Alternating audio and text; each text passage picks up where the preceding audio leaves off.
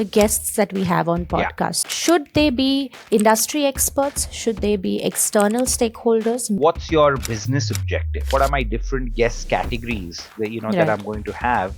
And that also creates a very nice mix for your podcast. Getting in touch with key stakeholders, accessing, engaging, you don't hear that from production houses. Because they don't really understand how the podcast that you make really connects to the customer's business and in turn the business growth, right? Do you think there are certain misconceptions that actually hold clients back?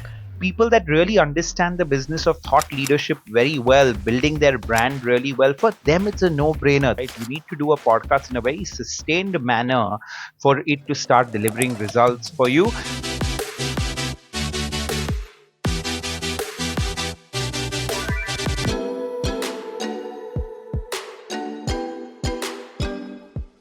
Hello everyone and welcome to another episode of the Ranx Insider. I have with me Swapnil Kamath, co-founder of Ranx. Like we said before, this is a podcast about podcast where we deep dive into the micro aspects of course, podcasts. So like the last time, I will be shooting questions and Swapnil will be at the receiving end of all of them. The last conversation we had really got me thinking. So I have some very specific points I'd like to discuss today, Swapnil, and some very specific questions for you as well. Got it. I hope I have very specific answers for you, but no guarantees there. Okay, Swapnil, so let's jump in, right? Yeah. The first thing I want us to talk about is the very clear difference between consumer podcasts and enterprise podcasts, because we often hear about consumer podcasts. Those are the ones that are commonly referred to. So break down the difference between that for us.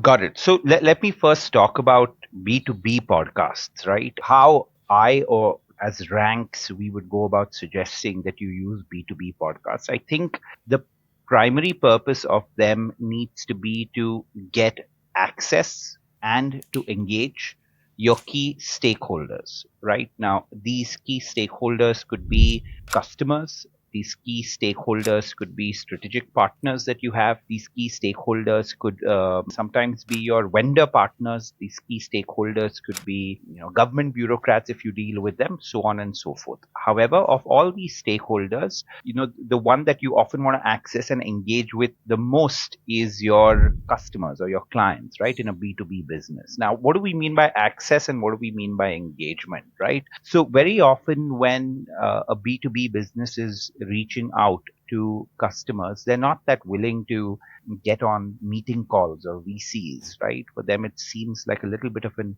impediment in their day. Yeah. But if a company ends up inviting a certain person for a podcast, that is something that they're more willing to do because everyone loves a great conversation, right? And so they want to come on that particular podcast, have a great conversation with somebody. And in turn, the invitee or the guest that comes on the show, it's also a matter of prestige for him in some way, status for him, that he's been invited on a podcast and he gets to share his views. And then that person in turn, shares that on his social networks and social media, right? So all of a sudden, you as a brand end up getting access to somebody that was difficult to get access to otherwise. And you have a lovely conversation with him, which becomes the start of a relationship with that particular person, right? So that's, new people that you talk to. On the other side, you have your existing customers, right? Now, with your existing customers or clients, how can you use that? This becomes a forum, in a way, of strengthening your relationship or building on your relationship further with that stakeholder, right? Because more often than not, when you're, typically in the middle of a lot of business discussions, they tend to be very specific, precise to that particular matter. But a podcast is really much broader than that, right? You're having a much larger discussion with that particular person, and that ends up strengthening your relationship, building on your relationship further with an existing client, right? So that's where that really helps. And I'll tell you about our experience firsthand, but before that, I'll share a little more about what you can do with your existing clients, right? Mm-hmm. So let's assume that you are a company is interacting with somebody that's a not a CXO, but a CXO minus one person, right? In that company that is an existing customer of theirs, and they constantly are dealing with that CXO minus one person. Mm-hmm. This could be a great opportunity for you to call the CXO on the show who you don't have access to otherwise with an existing customer that you're dealing with. And then you end up building a great relationship with CXO level people, which is what B2B businesses often want, right? So Right. my suggestion, and I think our suggestion to most B2B businesses would be use the podcast primarily to get access and to engage your clients besides the other advantages that they throw for B2B businesses anyway, which are common with B2C businesses as Right. well, right? So Right. the Right. other four advantages of doing this, like we've mentioned even on our previous podcast, is when you do podcast, you come across as a thought leader. And what a thought leader really means is you come across as an authority or expert on that particular subject. Mm-hmm. When you do podcasts, you humanize, you build trust with the customer because they can see the humans behind the brand, right? So that's what ends up happening. Then the people that you call in the show become your brand evangelists or ambassadors in some way, right? That is the fourth Right. point of what ends up happening. Of course, all of these are common to both B2B and B2C businesses. And lastly, each you get a lot of fuel for your social media, right? Because today social media is driven by video content, and the beauty of of podcasts is you get video content in long form, which is a video Yeah. of 45 minutes to 1 hour for somebody that wants to do a deep dive in that particular subject. So you get that. You get 30-second to 1 minute content, which is your real shorts type of content, and then you get your 5, 6, 10 minute content, which is your clip content, right? So one podcast episode you can really repurpose in so many different ways just on your social media, let alone the other things that you can do with it, right? So tomorrow, if you have a newsletter, you can Mm-hmm. share it on your newsletter in terms of the Mm-hmm. people that you had on your podcast. Tomorrow, if you have physical stores, you can share it on screens there. Multiple ways in which you can use it, right? But the biggest difference between the two would be the point number one that you shared, right? For Yeah. B2B businesses, getting access and engaging with their key customers or stakeholders, I think is the biggest difference, and that's how they should use it, right? Yeah, I don't know whether that Got it. answers your It question. does. It does. Yeah, It does. So, accessing, engaging, and strengthening our relationships with key yeah, stakeholders, right? yeah, And yeah, as organizations, that is so important. How often can if you're interacting, say, like you said, with the vice president, how often yeah. can you say, okay, come, let's just have a 30 Mm. minute or an hour's chat? Or say that, okay, please get the CXO, we'll have a chat, right? But we not only get the opportunity to do that, but then to use it in so many different Yeah, ways. Yeah. yeah, So, yeah. I I want to think, add a few things to this, Josh. yes. Right now that you said this, so we have been in the B2B business forever, right? Of course, my earlier stints, I've also been part of B2C businesses, but all my entrepreneurial experience has been around B2B businesses. I have over the last 10, 15 years Mm-hmm. attended a lot of different forums which are Mm-hmm. supposed to give you access and help engage your clients, right? These Mm-hmm. forums are typically large conferences that you talk about, Mm-hmm. which happen. So I've been invited as a speaker for it, as a guest for it, so Mm-hmm. on and so forth. Listen, none of them work, right, in terms of really getting access to people and engaging people. And when I say none of it works, maybe it works sometimes or rarely. I don't want to Mm-hmm. discount it entirely, Mm-hmm. right? But maybe it works sometimes or rarely because in those big conferences, nobody really has time to interact with you in a way, in an intimate way, right? They're Mm-hmm. interacting with you. It's just at best something which is a hi, hello. Shallow, shallow It's a at its very best. shallow. You're just exchanging cards and that's about it, right? So I have, Mm-hmm. from a B2B point of view, I have never seen large conferences working, right? So what works is in a way, the two formats, and that's why we offer that, right? What Mm. works is the format of a podcast, or what works is the format of a roundtable podcast, right? So Right. which are smaller groups that you call, and when you call smaller groups and interact with those smaller groups, that's a good way of accessing people. That's a good way of engaging and strengthening your relationship with people, right? Mm-hmm. But otherwise, there are very, very few forums where you get this as a B2B business, right? Hmm. And that's the reason why I think both the one-on-one podcast format or the roundtable podcast format, both of them are excellent ways in which you can both access and engage your client with your clients as a B2B business. Yeah, yeah, that clears it up, Swapnil. Mm. Now, although there's so much value, right? Mm. Every conversation, although I'm very, very convinced about podcasts, Yeah, every conversation we have, every deep dive into yeah, it, I feel even more pumped with yeah, the concept and the value that it brings. yeah, Having said this, Swapnil, yeah, we still see there's some hesitancy by clients when it comes to actually saying, all right, let's get started with podcasts, right? So, yeah. do you think there are certain misconceptions that actually hold clients back? Yeah, I think again, in our experience so far, I think the hesitancy in a lot of cases is because customers have tried doing this Mm-hmm. and have failed at it earlier, Mm-hmm. right? The second reason is because, they think it's too large a project to take up, which it is. And thirdly, they're like, okay, how much is it going to cost? This seems like a very Mm-hmm. expensive affair, right? So Mm. the hesitancy is for the right reason. So let's try to break them down, right? And let's see reason number one, right? So reason number one, like I said, for clients being hesitant is because they've tried this before and Mm. it's not worked for them. And every time we interact with a customer or a client and they tell us that, hey, no, podcasts don't work. We've tried them earlier. My first question to them is, sure, you tried them earlier. You tried to do them in-house, right? And they'd Mm. be like, yeah. I'm like, of course it's going to fail if you try to do it in-house, right? Because you're not a podcast specialist in any Mm. way, Mhm. right? That's not the business that you're in. That's the business we are in, right? So if Mhm. you're going to try to do it in-house, it is going to fail, right? Because putting it together requires a lot of expertise in different areas. And if you think that you can just do it with one or two marketing people, just to tell you one bit of why it's difficult, just getting guests on your podcast requires literally a sales job. Emails to be sent, messages to be sent, multiple follow-ups to be done exactly like a salesperson would. Yeah. Then there are scheduling issues that happen, and then finally you get someone on the podcast, right?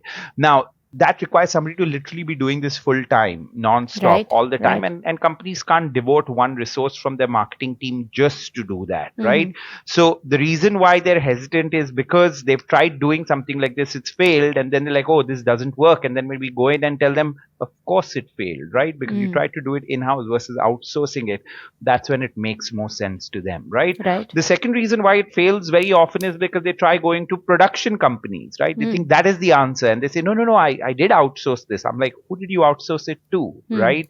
And they're like, I outsourced this to a production company and therefore it was too much of an effort for me. Yeah, because the production company doesn't really understand podcasts, right? They make an ad, they'll make a podcast. Tomorrow, if they have to make a documentary, they'd probably make that. They have no real specialization in the areas of podcast because they don't really understand how the podcast that you make really connects to the customer's business and in turn the business growth, right? This entire angle of saying this is a way of accessing and engaging your customers is something that a production companies in most cases don't end up Right. understanding, Yes. right? Yes. Yes. So that's why And there's a sorry, lot I'm of jumping in here, yeah, yeah, Swapnil. yeah, And yeah, we've had enough conversations by now to say yeah, this with great amount of confidence, right? yeah, This yeah. aspect of saying getting in touch with key stakeholders, accessing, engaging, you don't hear that from production houses.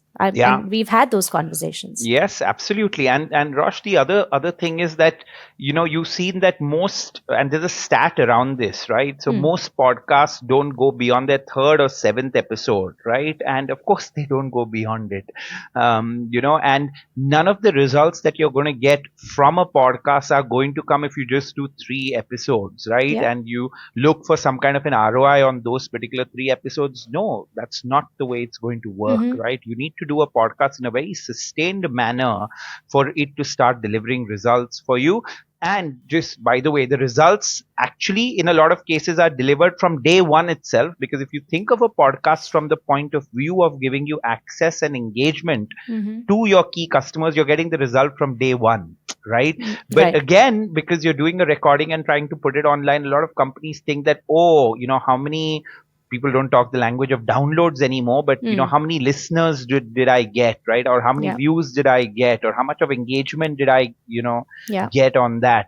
That's the lens that they use, and then they say, oh, it just such few Mm. views or engagement, so it doesn't work, right? Mm. Yeah, and that's absolutely not the way to think about it. Right now, let me share another thing which is very interesting, right? So one of the big fours, if I'm not mistaken, it's EY Mm. in the US, or Deloitte, one of these two, I can't recollect, right? They run 30 different podcast series, right? Or categories. They have 30 different ones, and they have over 700 episodes that they've done over the years, right? Mm-hmm. Why? Because they are broken up into different verticals at Mm-hmm. at the big four, and each one of the verticals in a way has their own podcast series, right, of sort, that all Right. culminates into a larger podcast, of course. But they have Mm. so much of thought leadership, that they're building with this. And by the way, of all the companies that do thought leadership the best are the Mm. big four and the big consultings like the McKinseys and the BCGs of the world, right? And they have been doing podcasts for a very long time, very consistently, right? So we don't need to sell this to companies that are evolved in both the B2B space and the thought leadership space, and they really understand this, right? Right. So coming back, the big four, they have probably a lot of different verticals. Each vertical has their own podcast series, ties into an overall thing close to 700 episodes. Now each one of those episodes, Rosh, has got, they're on YouTube. Mm-hmm. On YouTube they've got 100 views, Mm-hmm. 200 views, right? So if you look at it from the lens of how many views has it got, no, it's got very, very limited views, because it's a very niche topic. It's a very niche subject that they're Right. discussing, right? It's not Right. a mass subject that they're discussing. And in that particular niche, that they're discussing, they've got probably the 100 or 200 most relevant people going and watching it, right? Right. So that's the reason people that really understand the business of thought leadership very well, building their brand really well, for them it's a no brainer. They've been doing it for a long time. They know how to look at the ROI on that particular issue, right? Now let me share another thing which is very important from both a B2B and a B2C Mm. business, Mm. right? So today, when most customers, especially if you're a relatively new company, when most customers or clients need to make a purchasing decision, they will often go on your website and check your website out, Mm-hmm. and they will go on your social media and check your social media out, right? That's Correct. one of the Correct. key aspects of a purchasing. When you're making a purchasing decision, that's what you do. And you think about yourself as a consumer, Rosh, right? Yep. Tomorrow, if you want to buy a new suitcase, for example, and it's a new brand that you come across, you will definitely check their website and I did it a social couple media of out. times yesterday. Yeah, Like of just course. yesterday, It's right? just natural consumer Yes. behavior, and it's a way of really, online, especially checking out their Mm. shop in some way. Like, do you have Mm. your Mm. act together? And when you go to a company's social media and you see that page well maintained, Mm. with interesting content on it, it builds a lot of trust. And that's the whole point that we talk about, right? And especially if they have a podcast, they have people talking, right? Having discussions on that subject. You're like, yeah, yeah, yeah. I can see the humans behind this brand, Yeah. right? Yeah. Yeah. So trust develops in terms of actually making a purchasing decision, right? So now it's very difficult for you to calculate the ROI of such things, right? Because Mm. it may seem like the amount of views or engagement that your podcast is getting online is very limited, but it is still very, very important from a purchasing decision point of view Mm-hmm. and from building thought leadership point of view. So that's how I would look at it, right? So just going back a little, because I think we've gone a little all over the place, because there's so many interesting things to talk about when it comes to this question, right? So which Yeah. is to say, why are companies hesitant to do it? Because Mm. number one, they've tried and failed, because Yeah. they've tried in the wrong way. Mm-hmm. Number two, they're often hesitant because they think it's too big a project. And Mm-hmm. of course, it is a big project. And Mm-hmm. that's why you need to outsource it to a specialist like us, Mm-hmm. right? Who really can take it off your head and execute it for it. So you can concentrate on actually your product, and you can concentrate on your business, and you can concentrate on being more strategic in terms of your overall marketing mix and the activities that you're doing under it, and not necessarily executing on a podcast, which as it is very difficult for you Yeah. to do. So it is a big project. project, and that's why you need to outsource it.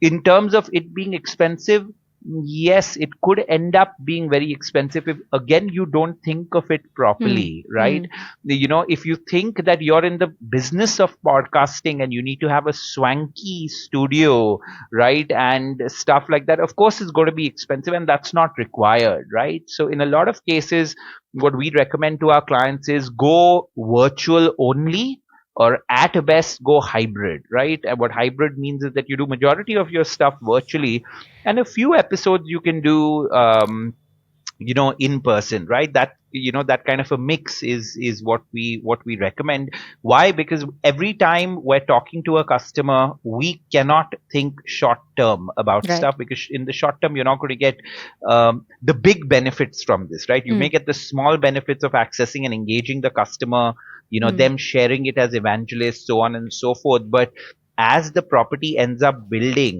right, that's when you're really going to have fun with this and say, Yeah. man, this was so worth it's worth the money that we paid, and so Mm-hmm. worth the time that we spent on actually creating this thing, right? So the entire thing needs to be well thought through, and if it's not well thought through, it's going to fail, Yeah. right?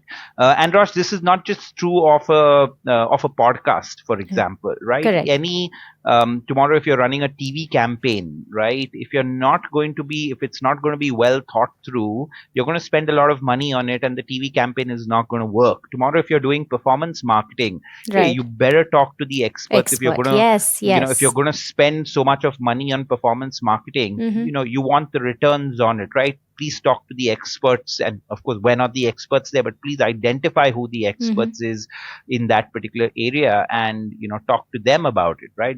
But if you just do stuff in a way which is not thought through, you don't get the results, and that's what we've seen happening to a lot of our clients, right? Now, Yeah. in spite of that, it's so interesting, Rosh, I have to share this as well, right? Hmm. Even though a lot of the customers that we speak to have had failed podcast endeavors in the past, Hmm. they still recognize the importance of it as a tool, as a part of their marketing mix. And Right. that's why almost each one of them is engaging with us in some way or the other, Right. right? Because they're like, Right. yeah, we failed, but we know this is too important for us not to try They again, see the value right? in it. They see the value in it in some Hmm. way, right? So Hmm. it's too important for us not to try again. So, like, almost every customer that we speak to will always talk about the fact it failed, but we still want to do it because we understand that this Yeah. is something that needs to be done, which is very, very encouraging, right, to Yeah. see. And I also think it's because people are seeing their own increased consumption of Yes. podcasts, right? And when they Yes. see their own increased consumption of podcasts as a way of learning Hmm. and in some ways getting entertained, Hmm. they realize that a lot of other people, it would be their way of learning as well, right? Yeah. So Yeah. when you actually experience something firsthand is when when you're a evangelist of it in some Yeah. way, right? When you And kind of talk about you it. also want to voice your brand in that manner. You're almost Yeah, inspired, saying that, you know what, yeah, this is the quality content that's out there. This yeah, is yeah, everything this content yeah, can do. You absolutely. almost feel compelled to say, I want my Yeah, brand to be doing this yeah, as well. yeah, With everything you've said, the yeah, focus on our access, yeah, engaging, and strengthening of relationships with yeah, key stakeholders, right? And yeah, in this case, our key stakeholders end up being the guest, yeah, right? So I want to talk about the guests that we have on yeah, podcast. So yeah, let's jump into that. Should they be industry experts? Should they be external stakeholders mainly? yeah, Should they be organizational leaders, right? yeah, Because thought leadership is a very big part of it. yeah. And if a mix, then how should a brand think of it? Got it. Great question again, right? So to start with, every discussion that we have with our clients, the first thing that we end up asking them is, what's your business objective? Right. So you please tell us that first before we recommend any kind of strategy to you, right?